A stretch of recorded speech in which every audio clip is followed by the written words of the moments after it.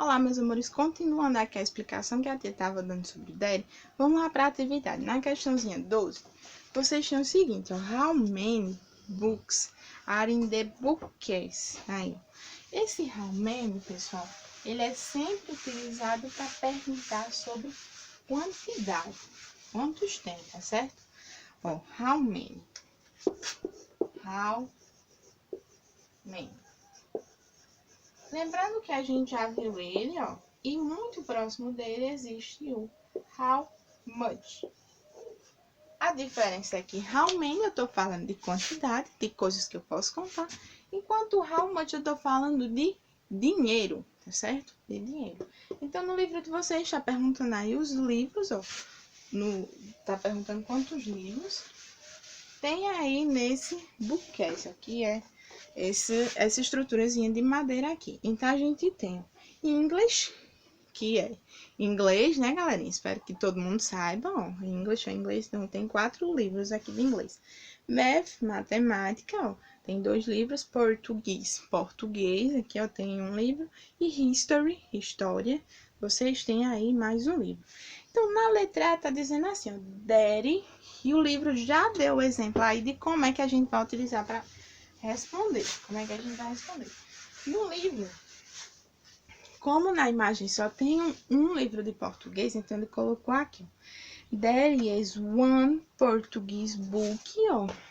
Tá respondido de vocês, Portuguese book in the bookcase. Então, tem aí, ó, existe um livro de português, certo? No bookcase.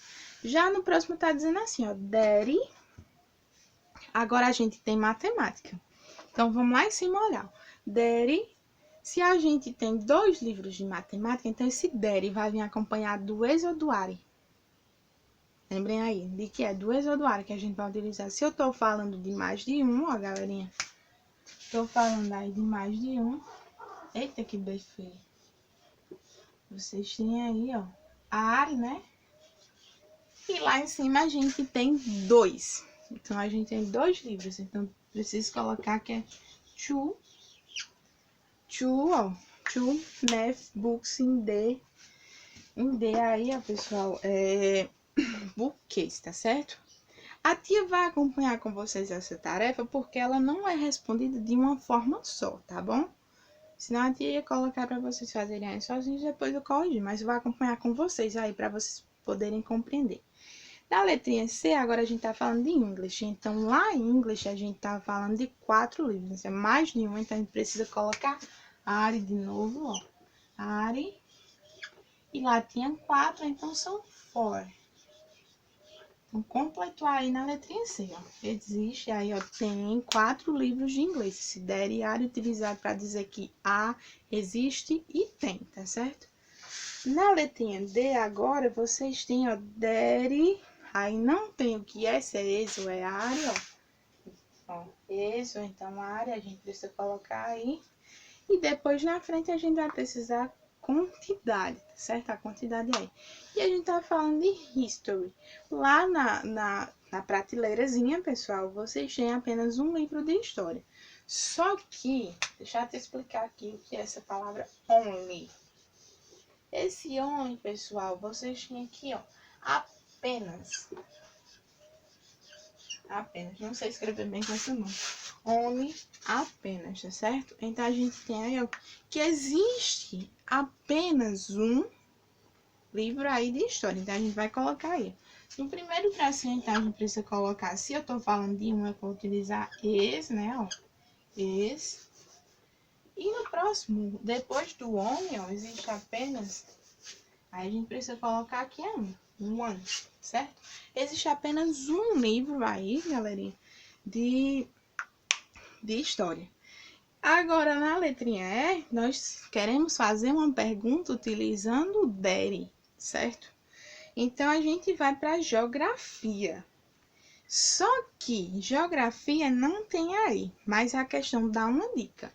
Lá no books, aliás, tem um S lá no final, então supomos não, na verdade a gente tá falando de livros no plural. Books com S tá no plural, então é mais de um, galerinha.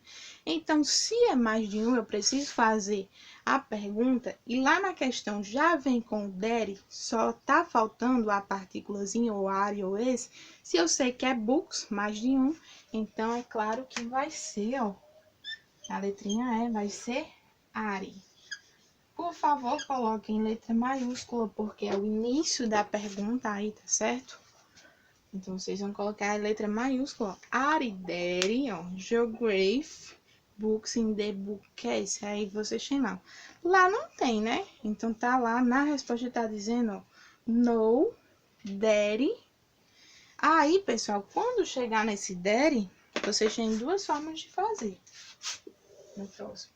Você pode, então, se a gente utilizou essa partícula para fazer pergunta, essa partícula também vai ter que estar na resposta, ó. Então, a gente pode responder com o there já tá lá. Então, a gente precisa colocar o are not, ó, are not, bom? Eu separei, tá certo? Essa é uma das formas que eu posso responder. Só que eu também posso utilizar eles juntos. Na forma que a tia ensinou para vocês, ó, que eu vou juntar o are com o not, ó. Are com o not, vai sumir a letrinha O e vai ficar o apóstrofe no lugar, tá certo?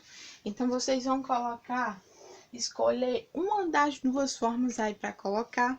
Pode colocar as duas? Pode. Coloca em cima da linha, bota um, em cima da outra linha, bota o outro.